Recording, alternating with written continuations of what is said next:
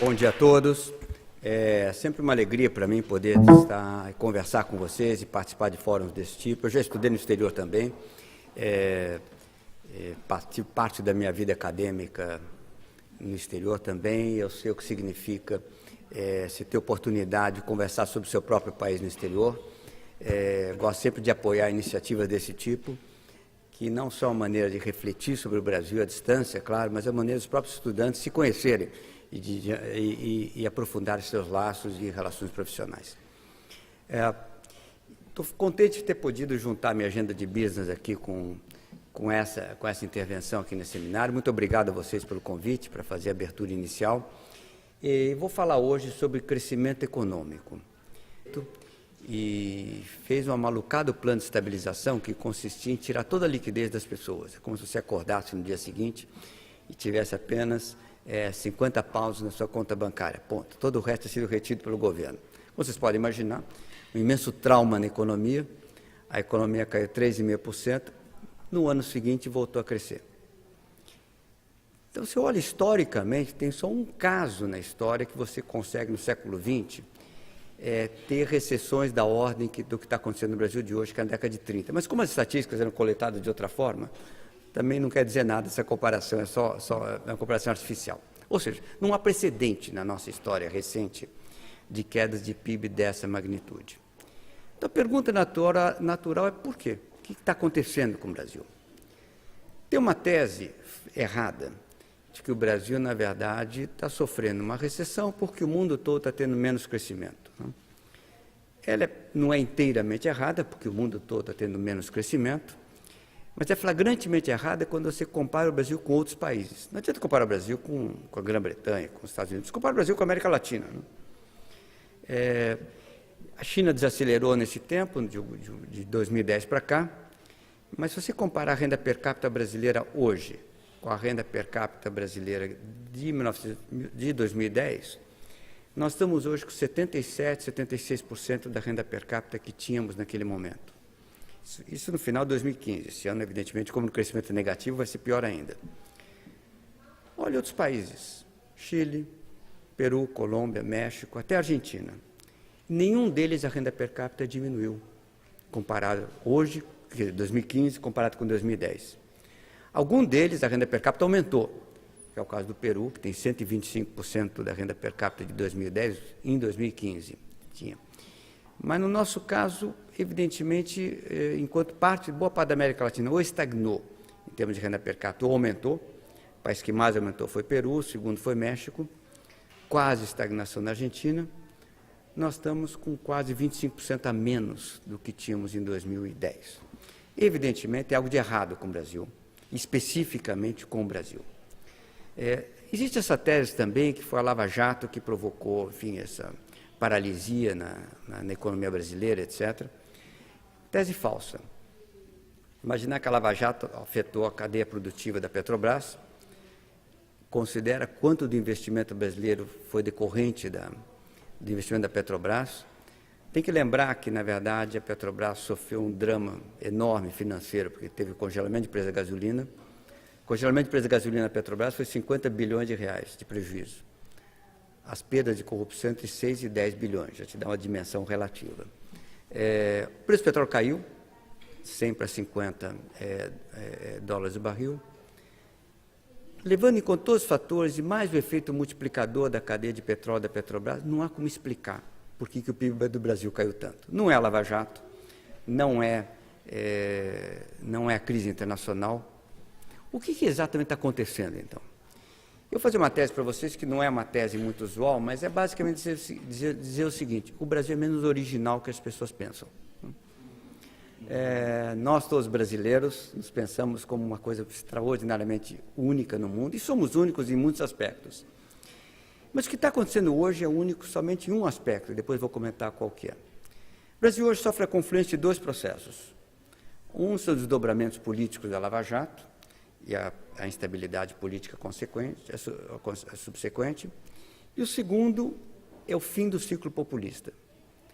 Nenhum deles é propriamente brasileiro.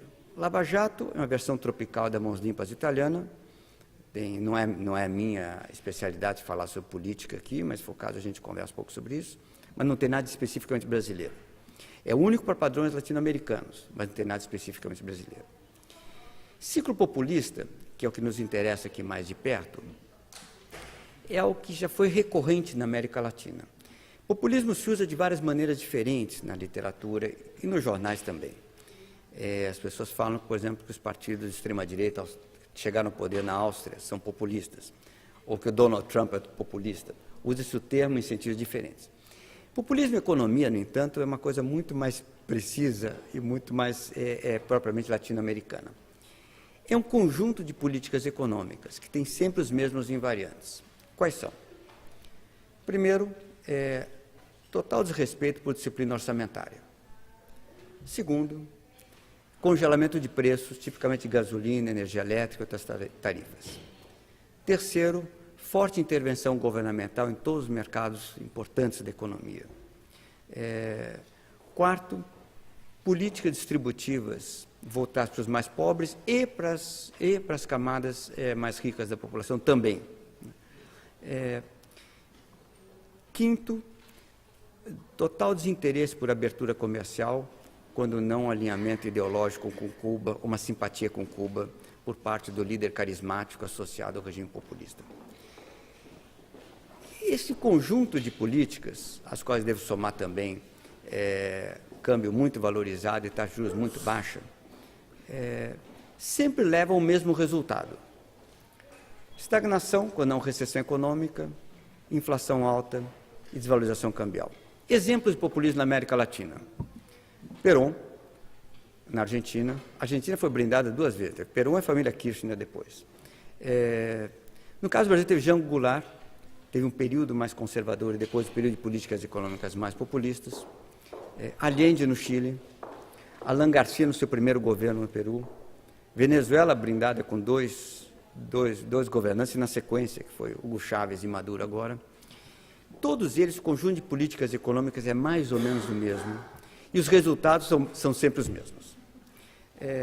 Então, quando a gente olha o Brasil, ele é menos original do que parece, que a gente pensou que nunca poderia acontecer no Brasil um ciclo populista latino-americano clássico, e aconteceu. Por que ele aconteceu? Tem razão para a gente discutir, mas se tiver interesse, você pode desdobrar sobre isso. Ele começou a acontecer em algum momento do segundo mandato do governo Lula. É comum no Brasil as pessoas colocarem a culpa na Dilma, etc., mas o que a Dilma fez foi aprofundar políticas econômicas no segundo mandato do Lula. Por que o Lula no primeiro mandato não foi populista e virou no segundo mandato, particularmente depois de 2007, também é um assunto que a gente pode discutir depois, mas a realidade é essa, foi assim. Vou comentar um pouco do que é o populismo brasileiro, para vocês entenderem do que eu estou falando. Primeiro, vamos olhar finanças públicas. O Brasil chegou a ter 3,5% do PIB de superávit operacional. Superávit operacional é o quanto você poupa ou despoupa, esquecendo o pagamento de juros. Né? Quer dizer, o Brasil basicamente tinha um excesso, ele tinha mais impostos do que gastos, um montante de 3,5% do PIB. Isso foi lá para 2006. Foi piorando, piorando, piorando. Estamos hoje com menos 2,5%. O déficit nominal brasileiro, não é em termos, levando em conta juros, né? O Brasil sempre tinha um déficit nominal de 2% do PIB, 1,5%.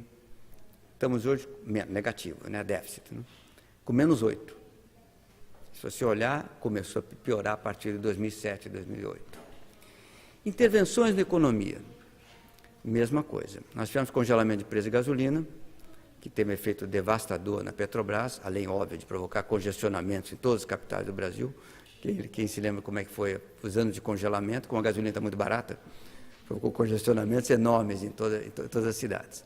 E teve um efeito sobre a Petrobras devastador, que a Petrobras importava petróleo a um preço e vendia outro internamente.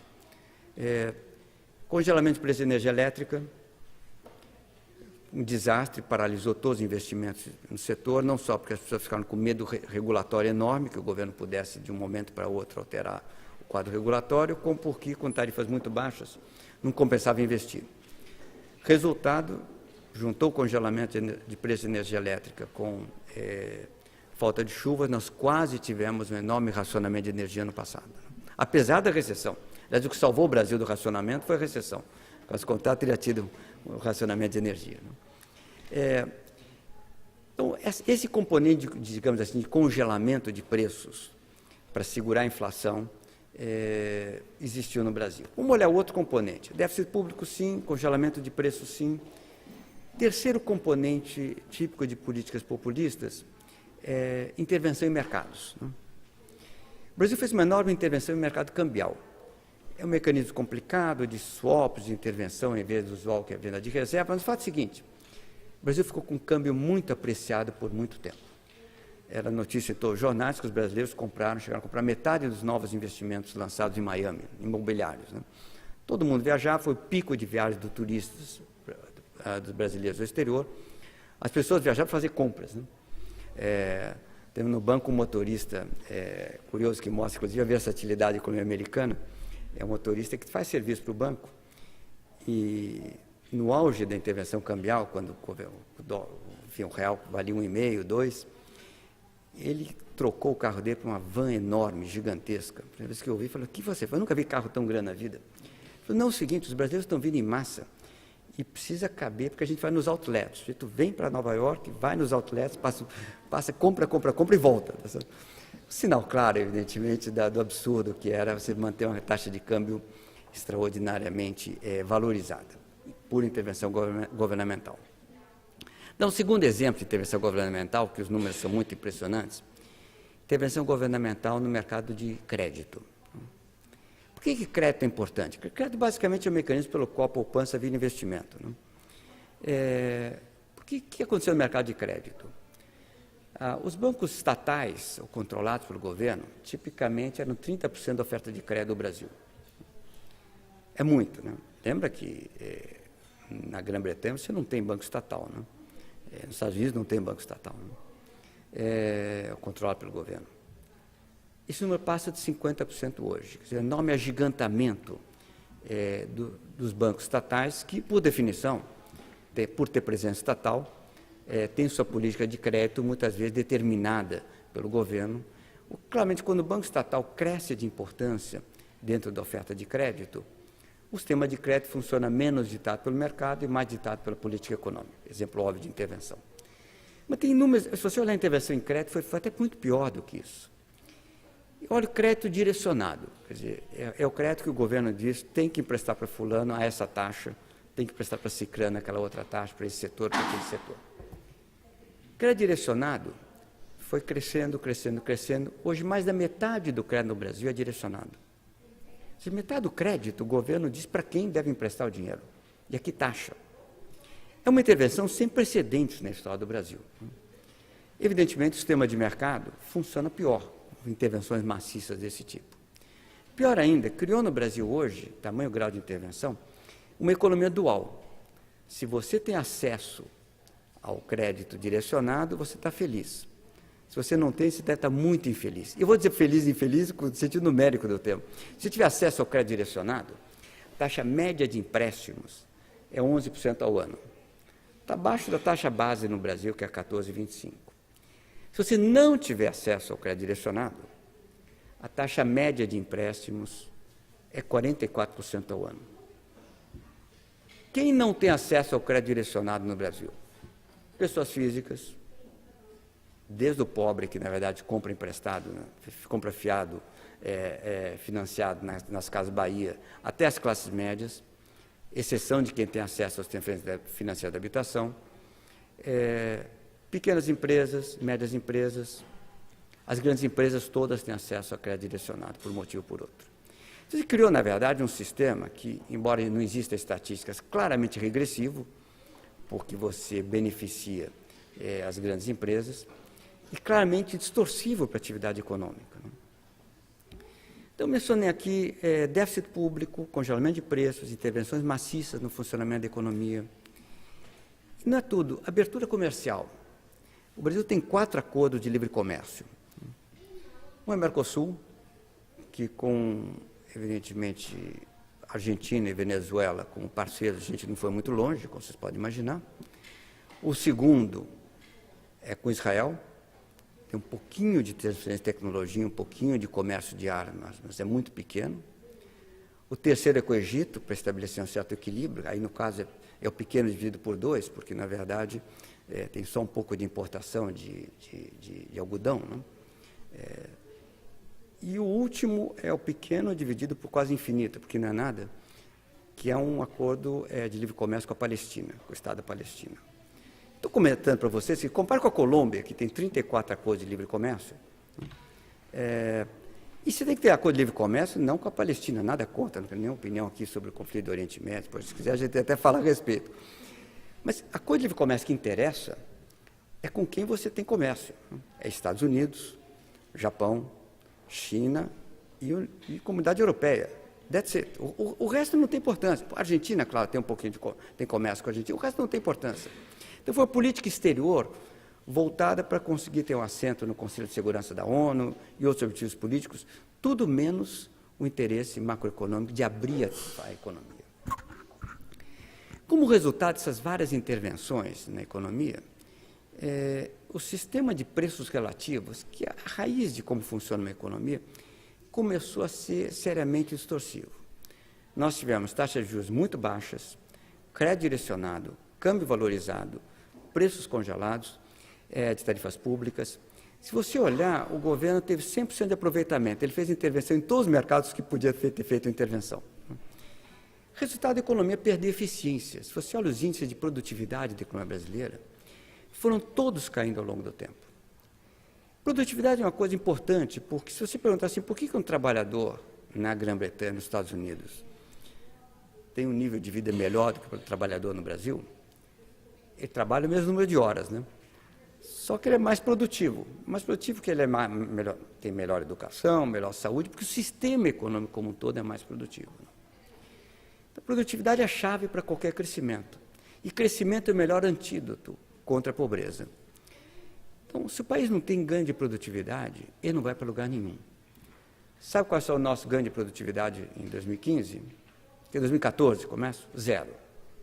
Nenhum ganho de produtividade. 2015 é negativo, 2016 provavelmente é negativo, nós estamos perdendo produtividade. A situação é mais absurda porque num governo populista, ele sempre sobe salários além da produtividade. Ao longo do tempo, o salário tem que subir porque as pessoas são mais produtivas, não? Perón, então, tinha uma frase que foi seguida à risca pelo Brasil, que é mais ou menos o seguinte. Perón dizia, até hoje, os preços subiam de escada enquanto os salários subiam de elevador. Está na hora de mudar. Os salários têm que subir de elevador, os preços têm que subir de escada. Não? A frase é poderosa, porque todo líder populista é bom de retórica, é bom é bom de comunicação com o grande público. E o Brasil praticou a risca. Se você olhar os últimos 13, 14 anos, na média, o Brasil teve ganhos de produtividade de 1,5% ao ano. Salário mínimo subiu quase entre 4,5% e 5% real ao ano. E os salários médios da economia subiram 3,5% ao ano. Nada contra a subida de salários, mas quando você sobe salários muito além da produtividade, você causa distorções. Como é que aconteceu essa subida de salário? Criou-se uma lei pela qual o salário mínimo sobe todo ano por inflação, mais crescimento do PIB. Resultado, os salários mínimos sobem por lei. Como o salário mínimo sobe, toda a estrutura salarial sobe por consequência. E o Brasil começou a ter custos de trabalho muito mais altos do que como podia suportar, porque não tinha ganho de produtividade, as margens de lucro foram comprimindo, o investimento foi diminuindo. E o grande desastre que aconteceu no passado, se você olhar, não é que o PIB caiu menos 3,8%, já é ruim em si, é que o investimento caiu 15% em termos reais, o que significa o seguinte, a sua capacidade de crescer no futuro foi gravemente comprometida, porque os custos trabalhistas ainda estavam muito altos no Brasil, porque, na verdade, você fez uma política distributiva muito além do que seria razoável pelos ganhos de produtividade da economia. A ideia de todo governo populista de que ele voltado para os mais pobres, o líder populista carismático sempre se identifica com alguém que defende os mais pobres. Não? Essa é uma retórica poderosa, mas é falsa. Não é porque ele não faça políticas distributivas para os mais pobres, que ele faz para os mais ricos também. E as políticas tributivas para os mais ricos, particularmente para o mundo corporativo, são muito maiores do que em volume do que as políticas para os mais pobres. Eu vou dar um exemplo numérico para vocês.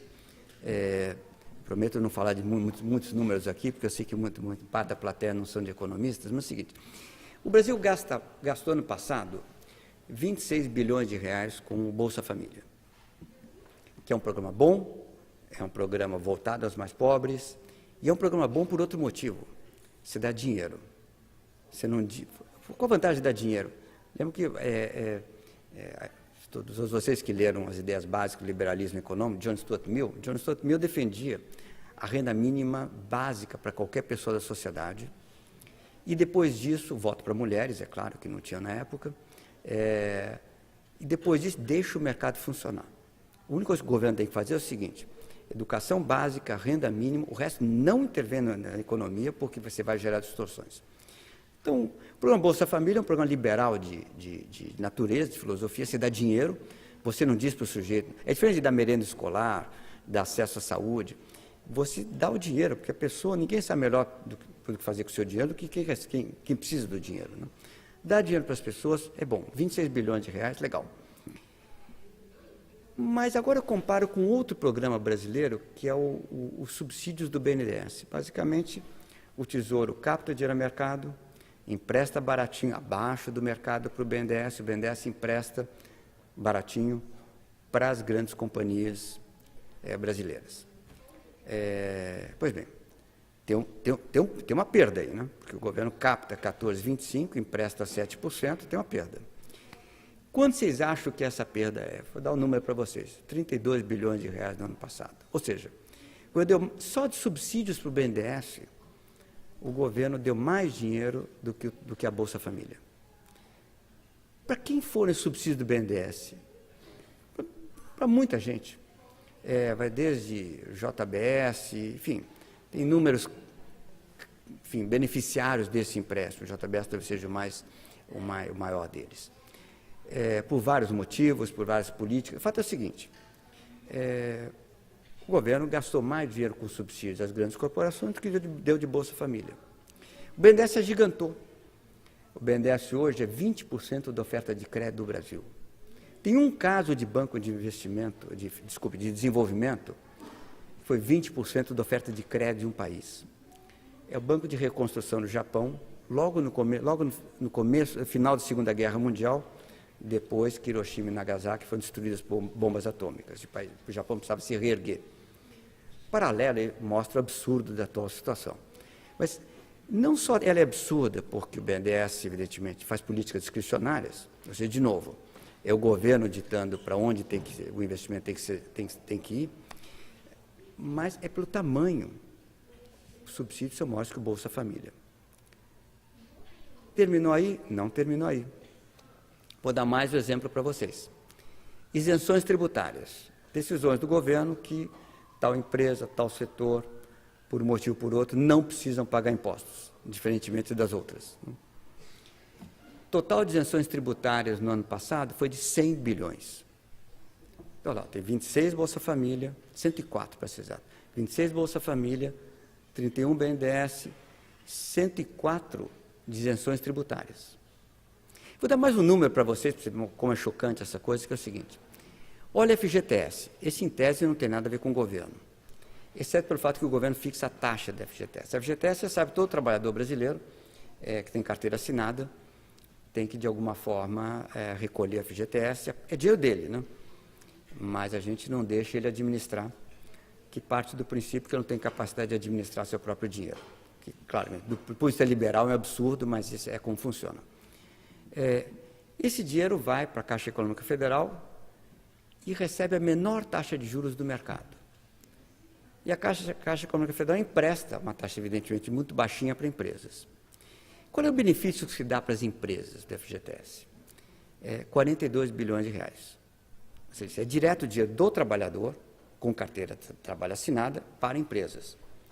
Isso, na verdade, não tem nada a ver com o governo PT ou com o ciclo populista, que sempre foi assim.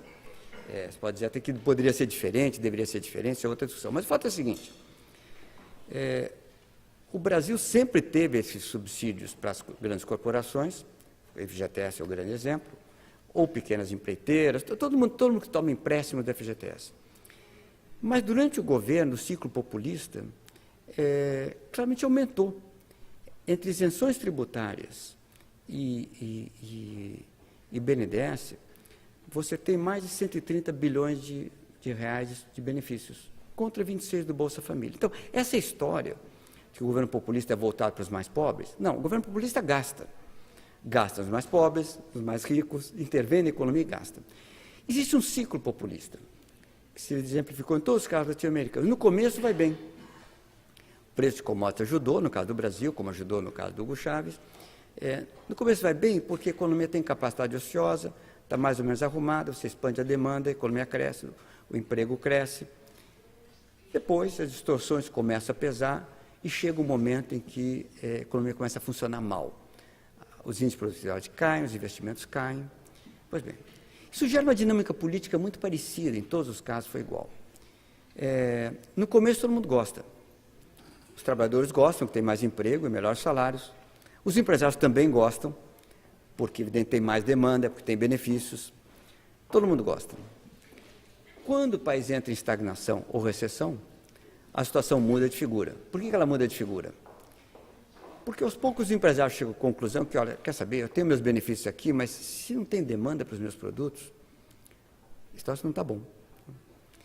Os trabalhadores que tiveram ganho de salário real, passam a não ter mais, começa a aumentar o desemprego, também não gostam. Então, você gera naturalmente uma resistência ao conjunto de políticas econômicas e a sociedade polariza entre classes médias, que tipicamente se voltam contra o regime populista, os segmentos mais pobres e mais organizados da população, os descamisados, como falava Perón, ou as milícias, como se falava na Venezuela, defendem o governo passa a ter uma retórica mais e mais à esquerda, digamos assim. Todo líder populista gosta de Cuba, tem alguma simpatia por Cuba, por um motivo ou por outro. E, em algum momento, o regime populista acaba. Como é que ele acaba?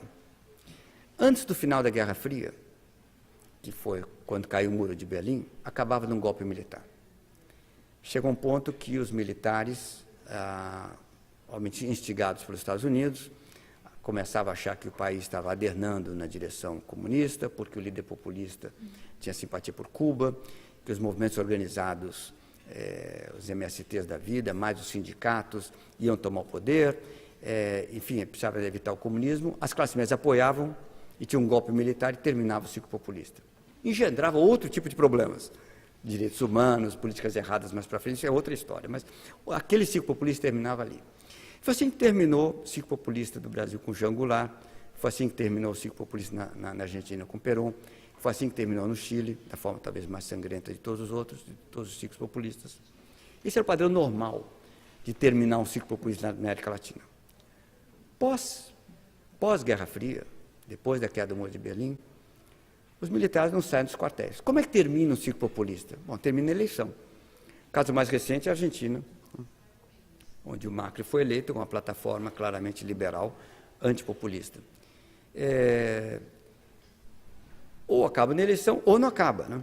É o caso da Venezuela, que não acabou na eleição, você pode discutir se tem um regime legítimo ou ilegítimo, mas lá está, com todas as consequências dramáticas de um ciclo populista levado ao extremo. E no caso brasileiro?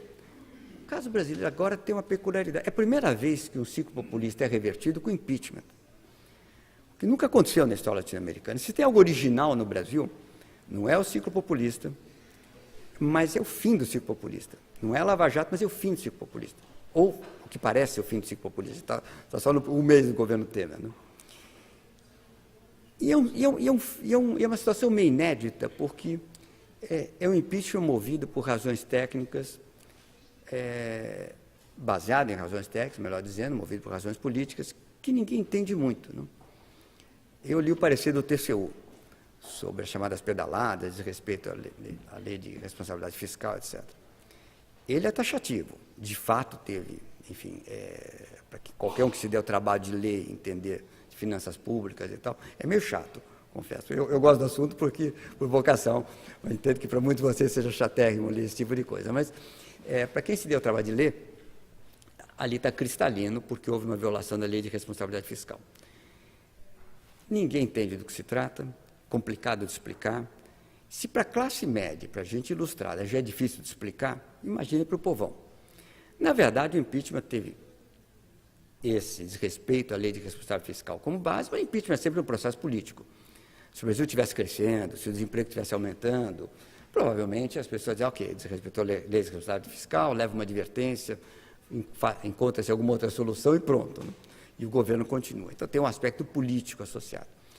Mas é evidente que um impeachment com essa racionalidade técnica correta, mas quase ininteligível para a grande maioria da população, pode ser muitas vezes percebido como algo ilegítimo. Então, se tem uma reversão do ciclo populista, se você olha assim, tudo que o governo está fazendo está na direção correta de reverter o ciclo populista, só que um governo associado ao impeachment por uma razão técnica obscura, não compreensível para a maioria das pessoas, ainda mais no processo de impeachment mais complicado que o usual. Você lembra no caso do Clinton, pois nos Estados Unidos, teve um processo de impeachment, procedimento quase igual ao brasileiro, ele sofreu o impeachment na Câmara, a palavra final do Senado, o Senado fez um voto, o Senado barrou o impeachment no Senado. Nosso caso é um caso sui generis, porque é um processo de votação no Senado em 2 etapas, que gera também uma situação inédita. É um presidente interino, que tem plenos poderes como presidente, mas ele é um presidente interino. Em inglês se fala um acting president, né?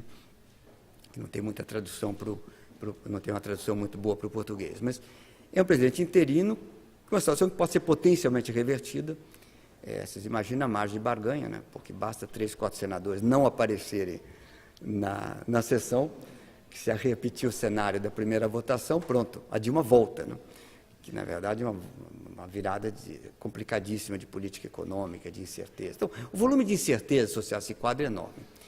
Mas se eu olho o que está acontecendo assim, com propostas de política econômica, elas estão todas na direção correta. E mais ainda, se não tiver, assim, digamos, uma incerteza política enorme, e olha, esse é um big if, porque pode ter todo dia, o jornal brasileiro é uma surpresa por dia, né? Todo dia você lê, você nunca sabe o que vai acontecer. Hoje, antes de vir para cá correndo, dei uma olhada, falei, só para não me desatualizar, porque quem sabe acontece alguma coisa radical no país hoje, de ontem para hoje, né?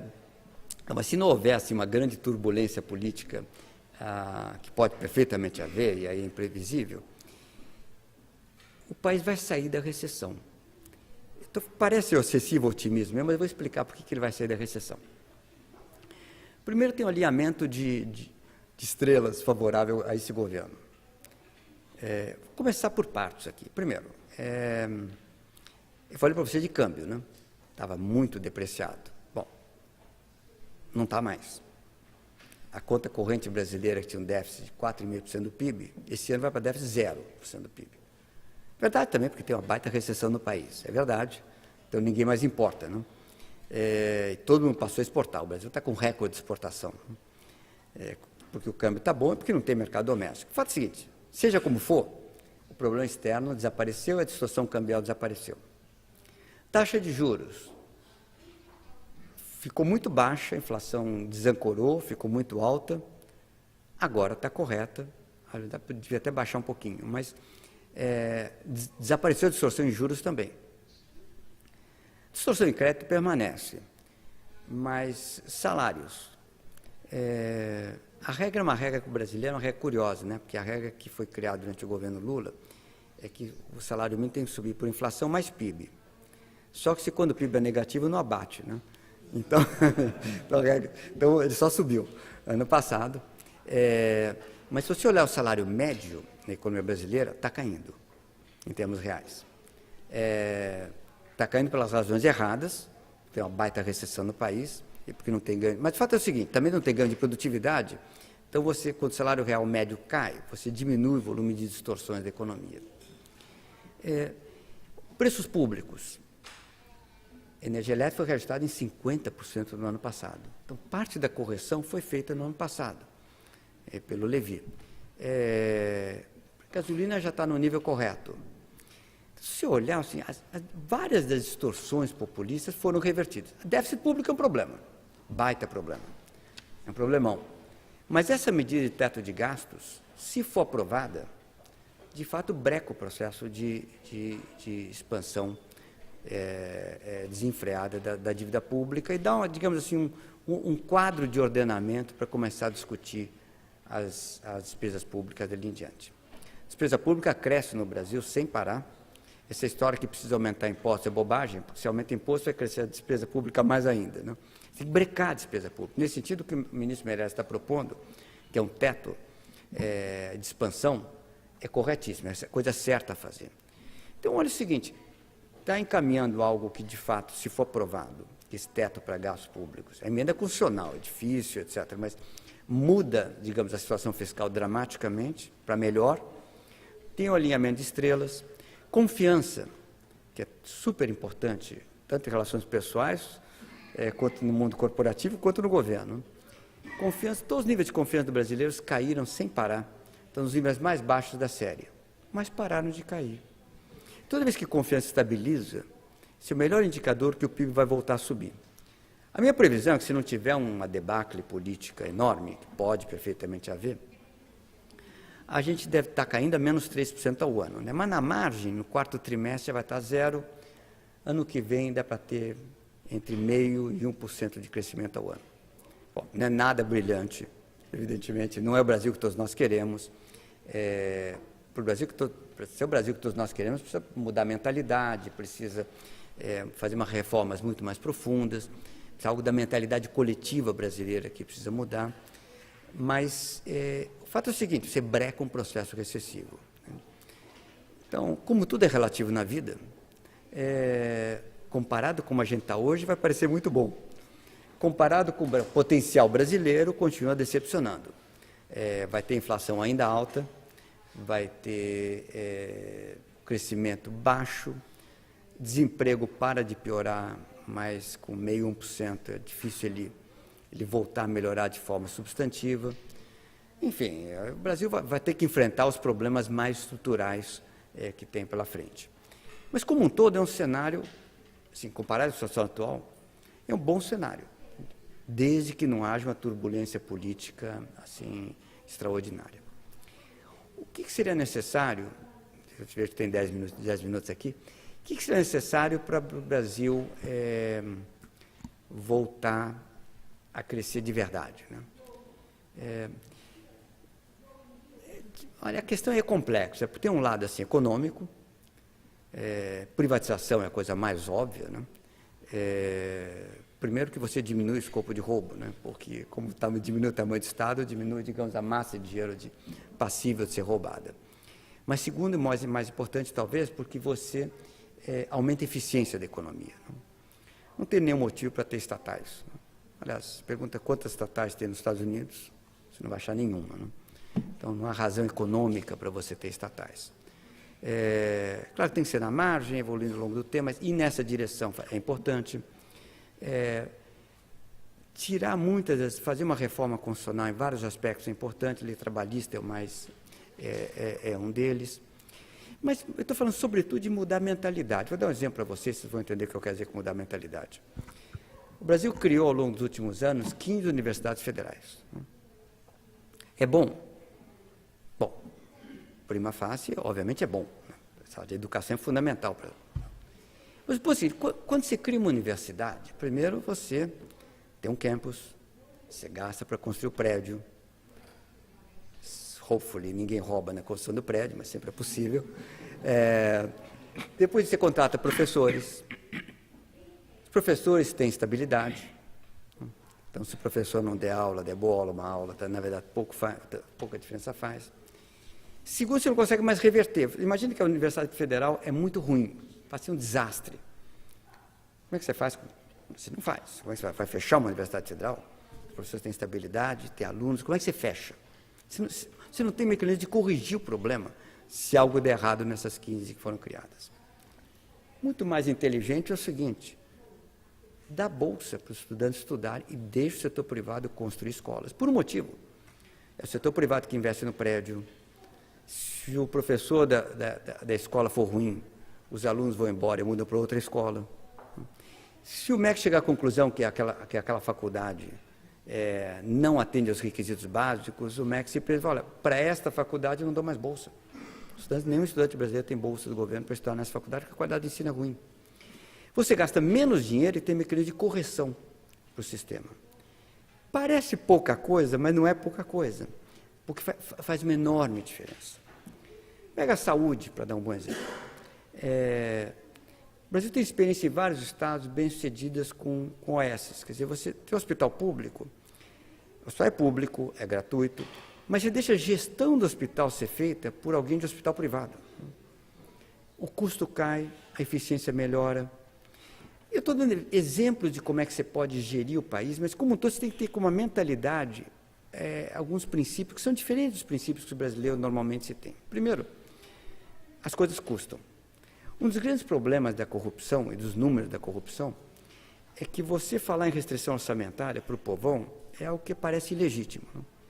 Então, olha, não dá para dar tal medicamento na rede hospitalar porque é muito caro. Você diz, espera aí, estou vendo ali fulano que roubou bilhões de reais, fulano que roubou 100 milhões de reais e não tem remédio, meu remédio na rede hospitalar, o argumento não é legítimo. Ele é economicamente correto, mas ele não é legítimo.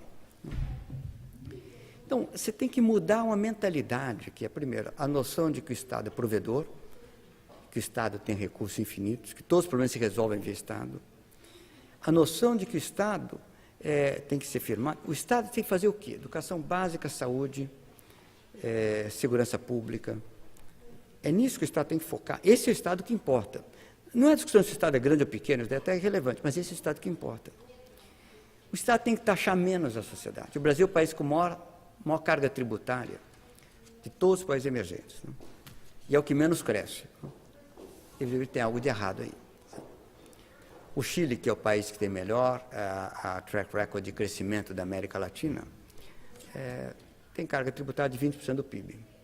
Nós estamos com 36% do PIB. Os números parecem não dizer muito, mas dizem.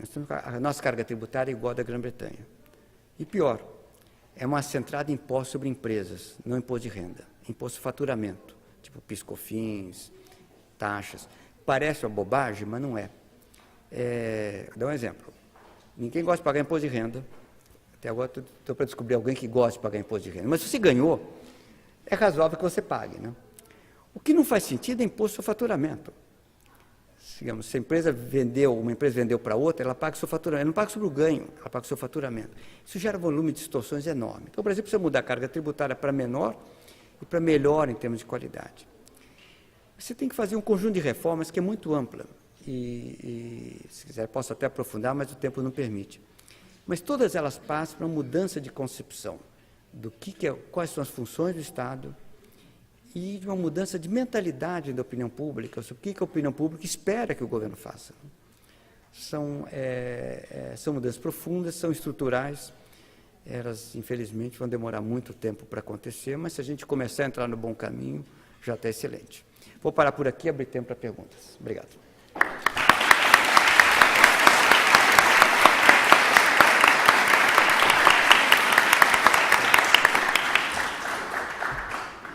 Thank you very, very much for a very inspiring talk. Now we have time for just 15 minutes of question and answers. So if you would please keep it short, given that we don't have enough time. There is, however, enough time for you to introduce yourself briefly before asking a question. So that being said, let's see. Yes. Professor João Francisco, estudante brasileiro de políticas públicas em Oxford e também da organização aqui do Fórum Brasil. Muito obrigado aí pela bela palestra. Minha pergunta seria o seguinte: o senhor falou bem da perspectiva econômica e, do ponto de vista de um economista, como conciliar o argumento, que ficou claro da sua fala, da necessidade de eficiência econômica, com a dimensão ética e moral da pobreza num país como o Brasil. Então, nesse ciclo populista, a gente teve um dos debates também com o Paes de Barros, no encontro no Brasil. Ele falava como, durante esse ciclo populista, tirou 40 milhões de pobreza da linha de pobreza de pessoas. Isso é praticamente uma revolução social também dentro do marco. Então, como conciliar ética e economia no curto e no longo prazo? Porque você sempre pode falar do ponto de vista econômico, isso não é sustentável, e no longo prazo o crescimento econômico é o que vai acabar a pobreza. Mas e no curto prazo? Então, a mesma distorção que gerou um problema econômico, do ponto de vista ético, foi o que você tirou 40 milhões da pobreza. Então, como conciliar, do ponto de vista do economista, a ética e a eficiência necessária e o curto e o longo prazo? Questão interessante, o Paz de Barros certamente o maior especialista brasileiro em questão de distribuição de renda e pobreza, sem a menor dúvida. A evidência internacional cristalina, assim, só tem uma coisa que alivia a pobreza no longo prazo, crescimento econômico. Tudo que faz crescer melhora. O crescimento econômico é sempre apropriado politicamente. Como o crescimento econômico é um processo de longo prazo, o governante que está no poder, evidentemente, tenta se apropriar politicamente dos resultados do crescimento econômico. Pinochet, por exemplo, fez um programa de habitação popular, etc. E Pinochet dizia que, graças ao regime militar chileno e à boa política do regime militar chileno, o Chile está saindo da pobreza, está tirando os pobres da situação de miséria. De fato, os pobres saíram da situação de miséria, isso é um fato. Só que o mérito não era do governo militar chileno, o fato do país estava crescendo. Eu lembro, durante a ditadura coreana, que aconteceu o mesmo fenômeno, dizer que não precisa de democracia, porque, na verdade, o país estava crescendo, os pobres estavam melhorando de qualidade de vida, educação fundamental, etc. Também é verdade. Então, o que eu estou citando, 2 exemplos aqui, é o seguinte: toda vez que o país cresce, o governo, de direita ou de esquerda, que esteja no poder, se apropria daqueles resultados como seu resultado. Pinochet dizia que é por causa dele, né? Como nós dizíamos que é porque tínhamos um governo de esquerda. A realidade subjacente é uma só, porque o país crescia. Então, o verdadeiro problema é o seguinte: como é que você faz para crescer de forma sustentada? Crescer por períodos curtos de tempo é sempre possível. O problema é como é que você evita o stop and go. A ideia é que você cresce muito agora e entra numa crise depois, né? E aí você tem um problema que é um problema complicado, que é intertemporal. Porque o governante que está lá por 4 anos, para ele é a vida dele, politicamente falando. Mas 4 anos de economia é um período relativamente curto. Como é que faz para ele fazer políticas econômicas? Qual é o incentivo para ele ter políticas econômicas que digam assim: olha, eu não vou maximizar o crescimento nos meus 4 anos, mas vou criar as bases para ter um crescimento estável durante os meus 4 anos e os próximos. Esse problema intertemporal não tem solução, porque a tentação política é sempre maximizar crescimento no curto prazo. Se você tem um presidente que tem uma visão de mais longo prazo, às vezes é mérito dele, isso pode não acontecer. Mas, como um todo, você fica dependendo de ter um presidente com visão de economia, visão de longo prazo, que às vezes acontece ter, às vezes não acontece, e ter uma sociedade mais madura. O caso chileno é um caso interessante, porque hoje você tem um governo, digamos, que os chilenos chamam de socialista, não tem nada de socialista, o governo chama de socialista. Se olha as políticas econômicas, o Chile crescia 5,5%, com Pinheira, está crescendo 2%, as pessoas dizem que é um pouco abaixo de 2%, com a Bachelet, perdeu velocidade de crescimento, as políticas econômicas pioraram um pouco, mas ele não afetou, digamos, essa capacidade de crescimento de longo prazo chileno, entende? Porque a sociedade chilena, na verdade, é uma sociedade mais madura que a sociedade brasileira, do ponto de vista de como é que ela quer e como é que ela julga políticos. Entende? Então, tem um elemento que eu diria assim, intrinsecamente político, de você ser capaz de eleger um presidente que tem visão de longo prazo, pode acontecer, pode não acontecer, e tem outro lado de amadurecimento da sociedade. O problema em si não tem solução, porque se você olhar do ponto de vista puramente egoísta, todo presidente, seus 4 anos de mandato, quer ter o máximo de crescimento possível, porque ele sabe que tendo o máximo de crescimento possível, ele vai ter popularidade, porque ele tira a gente da pobreza de qualquer forma.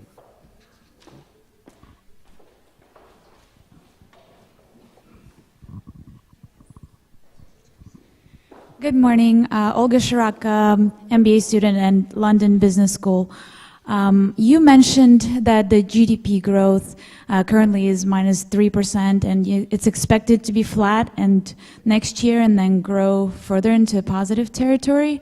On the other hand, you spoke of productivity being negative and not improving. What are the drivers that you see coming into play here outside of possibly population growth, and how do you see those forecasts coming into reality? Thank you. Thank you. Primeiro ponto a observar aqui, eu acho que eu estou um pouco mais pessimista ainda, não é -3, é -3,3, assim, a minha estimativa. Assim, é um pouquinho pior. Crescimento econômico depende de duas coisas, basicamente. Meio óbvio, mas um é quanto a população cresce. Porque se a população cresce muito, você tem mais mão de obra, o país tende a crescer mais. Segundo, é como é que você faz a população empregada ficar mais produtiva. Você tem que ter ganhos de produtividade. A população brasileira hoje é jovem, mas tem um padrão de fertilidade ruim, quer dizer, envelhecido. Se você olhar qualquer mensuração, número de filhos por casal, idade que as mulheres têm filhos, quantidade de mulheres que passam da idade da fertilidade sem ter nenhum filho, etc. O Brasil está claramente se tornando desenvolvido em matéria demográfica até um pouco antes da hora, né? O chamado bônus demográfico, que é o momento em que o país é basicamente jovem, é agora, já está passando, né? Então a população brasileira vai envelhecer ao longo do tempo. A taxa de crescimento da mão de obra brasileira é pequena, é 0,7%, 0,8% ao ano só isso. Então, o que você deve, se você não tiver nenhum ganho de produtividade, pergunta assim, qual é a taxa de crescimento brasileira muito no longo prazo? É isso daí, mais um pouco de acumulação de capital, é 1,5%, se você não tiver ganho de produtividade. Então, você tem hoje um problema que você pode enfrentar de duas maneiras diferentes. Uma seria uma coisa boa para o Brasil, que é abrir a fronteira para a imigração. Estou falando algo que está ao contrário do debate na Grã-Bretanha. Mas uma coisa é a Grã-Bretanha, que se deu ao luxo de compensar uma demografia ruim com a entrada maciça de estrangeiros durante tantos anos, né? A Inglaterra, um influxo de estrangeiros para a Inglaterra, estrangeiros com força de trabalho, não, basicamente 1% da força da população, durante muito tempo. É como se o Brasil recebesse 2 milhões de pessoas por ano, de gente jovem disposta a trabalhar. Faz uma diferença enorme para a atividade econômica, claro. Então, se o Brasil fosse aberto à imigração, seria ótimo. O Brasil sempre foi aberto à imigração, mas aos poucos, por razões burocráticas que começaram no governo militar, se perpetuaram, o processo de imigração é cada vez mais difícil no Brasil. Para você conseguir um visto no Brasil hoje é um drama, né? Isso ajudaria, mas essencialmente, demografia você não consegue mudar, você não consegue convencer as pessoas a terem mais filhos, não tem jeito. Tem que investir no quê? O que faz diferença aí no caso? Educação, e aí a qualidade de educação básica faz toda a diferença, devia ser uma prioridade do Estado. O Brasil performa mal em educação, se olhar qualquer exame PISA comparado, sei que o Brasil tem uma performance muito ruim de educação. E segundo, tornar a sociedade mais produtiva. Para ficar mais produtiva, tem que ter mais mercado e menos governo. É isso a produtividade vem do mercado, não é o governo que torna a economia mais produtiva. O governo tem que fazer coisas mais básicas que faz em qualquer lugar.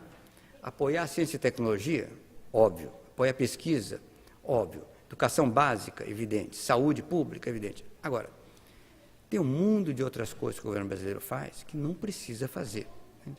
Se fizer menos, se concentrar no básico e deixar o mercado funcionar, a economia brasileira é uma economia com muita vitalidade, tem espírito empresarial, é uma economia diversificada.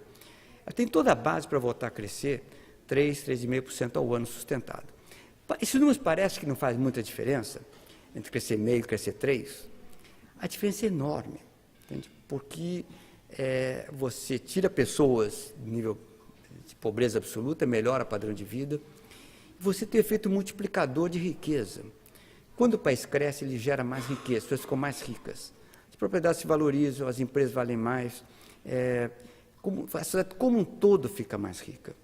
Então, o grande desafio brasileiro hoje, como falei, tem um desafio de curto prazo, que se não tiver uma turbulência política enorme, termina bem. Eu acho que a gente crescer 0,5% ano que vem, é razoável imaginar, se não tiver uma turbulência política enorme. Só que 1.101 não resolve o problema de pobreza. Você deixa de piorar, você deixa de agravar, já é ótimo. Mas não resolve nenhum problema estrutural brasileiro. Entende? Aí você tem que ter uma mudança, como falei, muito mais profunda. Imigração ajuda, mas é essencialmente produtividade e educação. Entende? Ele tem que deixar o mercado funcionar. A abertura comercial faz muita diferença.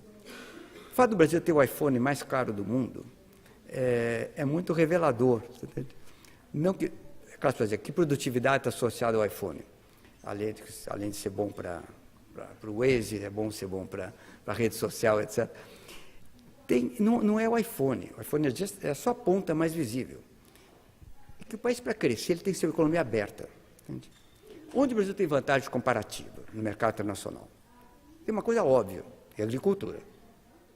Onde o Brasil não tem vantagem comparativa, que é a indústria. Abre a economia. É capaz de ser moderna a indústria, porque fica muito mais barato importar bens de capital. Abre a economia em troca da economia internacional, fica mais aberta para produtos agrícolas. A economia brasileira, a única parte dinâmica da economia brasileira hoje é a agricultura. Se você olhar assim, o país está caindo menos 3,3%, sim, no agregado. Né? Só que a agricultura está tendo crescimento positivo. Você tem diferenças no Brasil enormes. Olha estados com mais setor privado e mais agricultura, Santa Catarina.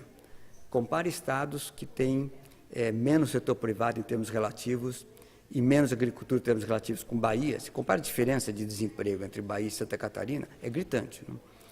Então, você tem que ter... A abertura comercial faz muita diferença. Todos os países subdesenvolvidos que crescem muito são economias abertas. Eu vou te dar um número, você vai entender o que eu estou dizendo. Se eu somar exportações e importações no Brasil, dá 25%, 26% do PIB. Se eu somar exportações e importações no Chile, dá mais de 70% do PIB. Uma economia aberta para o comércio internacional é uma economia que cresce muito. Não? Só pode se dar o luxo de economia relativamente fechada quem já está desenvolvido e é grande. Os Estados Unidos são fechados. Mas se você olha a Grã-Bretanha, a Holanda, China, Taiwan, países asiáticos, países da Aliança do Pacífico, seja, Chile, Peru, Colômbia, México, todos eles são economias muito abertas, muito mais abertas que a brasileira. Então, você fazer abertura comercial também faria muita diferença para o país se tornar mais produtivo. Aqui. Lá de cá. Daniel Coelho, sou deputado federal, amanhã vou estar participando do painel. O senhor falou, ao longo de sua apresentação, a respeito do fim do governo populista. E, a partir daí, uma retomada no crescimento econômico brasileiro e na estabilização da nossa economia.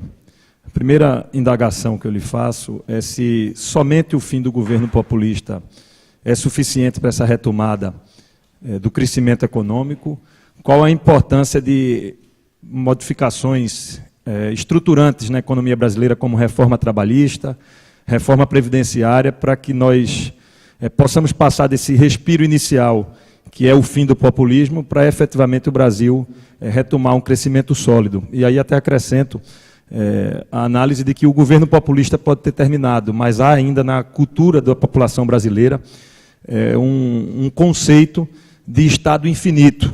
População mais carente, dependente dos programas sociais, a classe média presa ao corporativismo das carreiras públicas e a elite empresarial buscando também facilidades através do BNDES e de financiamentos subsidiados. Então, a gente está preparado como nação para enfrentar essas reformas trabalhistas, previdenciárias e outras necessárias. Até que ponto a gente consegue vencer essa batalha das pessoas compreenderem no Brasil que o Estado não é infinito e que nós precisamos enfrentar essa agenda? Olha, excelente pergunta, concordo integralmente com o senhor, gênero, número e grau no diagnóstico. Infelizmente, brecar um ciclo populista leva apenas a crescimento baixo, nada mais do que isso. Como falei, é extraordinário ter crescimento baixo perto do desastre que está acontecendo, mas para ir além disso, nós precisamos das reformas estruturantes, o senhor tem toda a razão. Previdência é um exemplo, entre outros. O Brasil gasta em previdência, comparado com o PIB brasileiro, equivalente a um país do mundo, o Brasil é o segundo nesse tipo de gasto, nesse tipo de índice, que é o Japão. Os Estados Unidos e a Grã-Bretanha gastam menos em previdência em relação ao PIB do que o Brasil. Só que o Japão tem uma população muito mais velha que o Brasil, né? Tão velha e natalidade tão baixa que a população japonesa está encolhendo. Você imagina que com a população jovem, você tem o gasto relativo que tem o Japão, quando a população envelhecer, vai quebrar o Estado brasileiro. A reforma da Previdência é fundamental, trabalhista, abertura comercial. Eu não sei responder a sua pergunta. Nós estamos preparados para dar esse passo? Não sei, você tem toda a razão. Não é só uma questão de ter os líderes economistas, os líderes com visão suficiente, políticos, primeiro. Segundo, ter um bom time de economistas, ministérios, etc. Mas terceiro, tem que mudar a mentalidade da população. Caso contrário, você não consegue, na verdade, aprovar as reformas. Ou aprova e depois elas voltam para trás. Então, essa pergunta, eu não tenho resposta, nós não sabemos. Tudo que eu estou dizendo aqui, que é onde eu consigo enxergar, é que se não tiver, digamos assim, uma instabilidade política enorme, o Brasil, dada a constelação de astros e reverter o ciclo populista, vai de menos 3,3% para 0,5%, 1%, quer dizer, reverte a recessão numa certa estagnação com leve crescimento. Isso é perfeitamente factível. E, além disso, requer reformas estruturantes, como o senhor bem disse, mas eu não sei se o país vai fazê-las ou não. Depende só de nós. We're going to go for one last question. Oi, meu nome é Nicolas, eu vou começar agora fazendo pesquisa na Blavatnik School, vou trabalhar como pesquisador lá. E eu achei muito interessante sua análise sobre as políticas populistas como algo recorrente na história latino-americana. Mas eu queria pensar da seguinte maneira: se essas políticas são recorrentes, é porque os fenômenos que precedem elas também talvez tendam a ser recorrentes.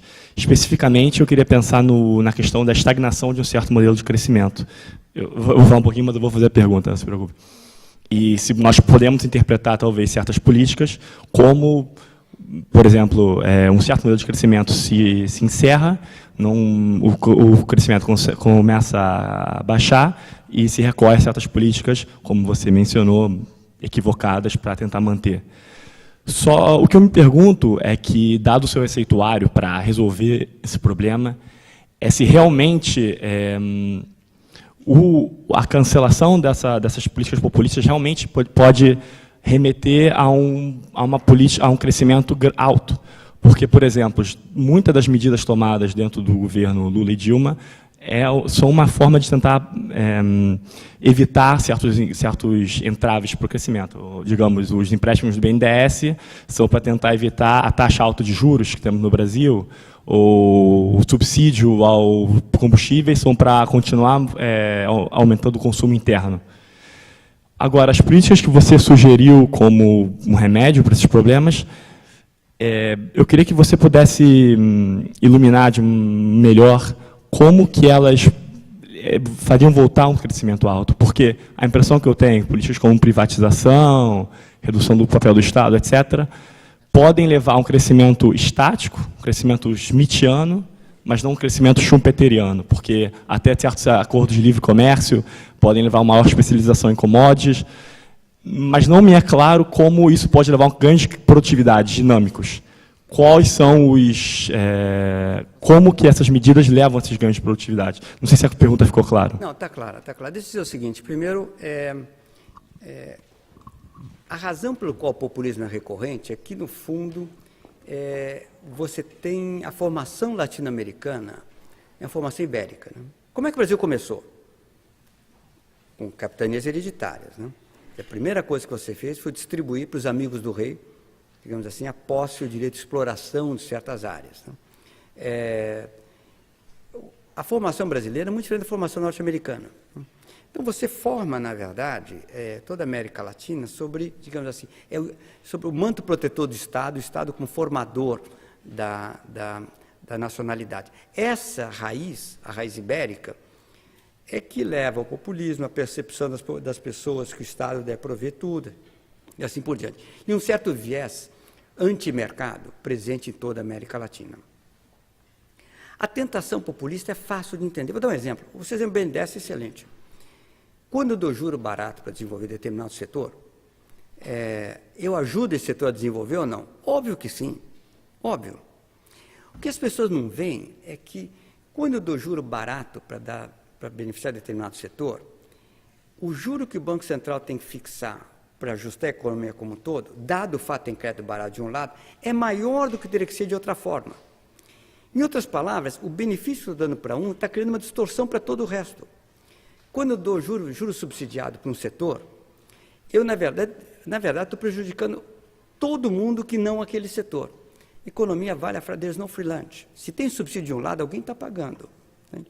Então, a ideia do subsídio é uma ideia interessante, porque ela parece boa, eu dou lá para o setor, construo um porto, construo ferrovia, que de outra forma parece que não existiria, só que o resto da sociedade está pagando a conta. A ideia de mercado ela não é intuitiva, essa é parte do problema. Vocês dizem, olha, se eu não der nenhum subsídio e o projeto for bom, se tiver um marco regulatório, espera que o setor privado vai desenvolver. Isso não é intuitivo. Entende?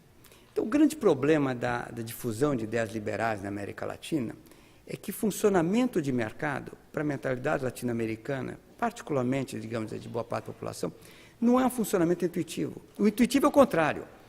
É esperar que o Estado faça por você alguma coisa, é esperar que o Estado desenvolva. E não a ideia de que você precisa ter um Estado menor e focado só no básico e deixar o sistema privado se desenvolver e ter abertura de mercado para o sistema se desenvolver. Como é que você garante que desenvolve nos moldes, digamos assim, mais liberais? Não tem garantia. Ninguém pode te garantir nada. Você tem história e tem a teoria econômica. A teoria econômica é cristalina. Se você olhar os resultados de intervenção estatal sustentada, são desastres enormes. Tem 2 livros que eu recomendaria para vocês lerem aqui. Por que o crescimento importa? É sobre a Índia, que é outro mundo, não tem nada a ver com a América Latina. Mas leia um livro, porque ele mostra esse dilema latino-americano da presença enorme do Estado, sufocando o crescimento econômico, versus o que você pode obter com um crescimento acelerado e mais voltado ao setor privado. Esse dilema é latino-americano, sim, mas é mais universal. E o caso da Índia é interessante, porque não tem nada a ver com a nossa tradição ibérica, é outro mundo, é outra civilização, mas economicamente a situação é muito mais parecida do que a gente pensa. A Índia hoje enfrenta, digamos, as consequências de um crescimento sustentado longo. A Índia cresce entre 7% e 9% ao ano, né? E de forma sustentada. A segunda recomendação que eu faria aqui é de um livro sobre por que as nações falham. Esse é o título. É um belo livro, porque a gente normalmente pensa que crescimento é só algo para frente, né? Mas lembra que, às vezes, crescimento, você pode ter estagnação, você pode ter recessões, digamos assim, históricas, você pode ter casos de estagnação histórica. O caso da Argentina é um caso de estagnação histórica. Né? A Argentina tinha uma renda igual à da Itália. Veja o que aconteceu com a Argentina quase um século depois. Né? Então, por que as nações falham em fazer desenvolvimento econômico? Né? Ali tem uma visão complementar à do primeiro livro. A primeira é o seguinte: entenda as limitações do Estado, deixa o mercado florescer, e o Estado tem que fazer o básico, que é educação, saúde, segurança pública e apoio à pesquisa. Só, nada mais do que isso. Mas o segundo livro tem uma outra mensagem importante. Como o Estado deve ser gerido. Ele compara o Estado extrativista com o Estado inclusivo. Né? E, no fundo, é o princípio de impessoalidade.